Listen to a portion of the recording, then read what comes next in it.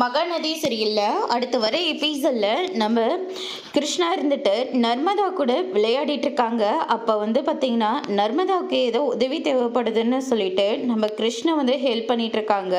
இது மாடியிலேருந்து நம்ம விஜய் இருந்துட்டு ஃபோன் பேசிகிட்டு இருக்காங்க.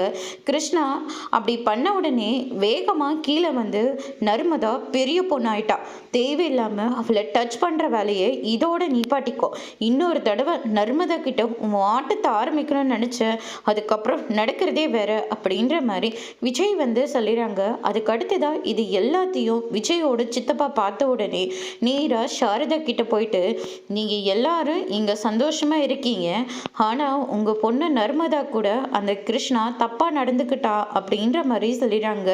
இதை கேட்டோன்னு சாரதா இருந்துட்டு நேரா கிருஷ்ணாவோட ரூமுக்கு போயிட்டு, நீ எல்லாம் ஒரு பையனா, அது உன் தங்கச்சி முறையாகுது, ஆனால் தங்கச்சின்னு கூட பார்க்காம இப்படி பண்ணி வச்சிருக்க. அது சின்ன பொண்ணு, இப்போதான் ஸ்கூல் படிச்சுட்டு இருக்கா, அதுக்கிட்ட போய் தப்பாக நடந்துக்கிற அப்படின்னு சொல்லிட்டு சாரதா இருந்துட்டு அந்த கிருஷ்ணாவை போட்டு அடி அடி நடிக்கிறாங்க. இது விஜயோட பாட்டியெல்லாம் பார்த்த உடனே பயங்கரமாக ஷாக் ஆகுறாங்க. அதோட இன்னைக்கான பிரமோ முடிச்சிருக்காங்க.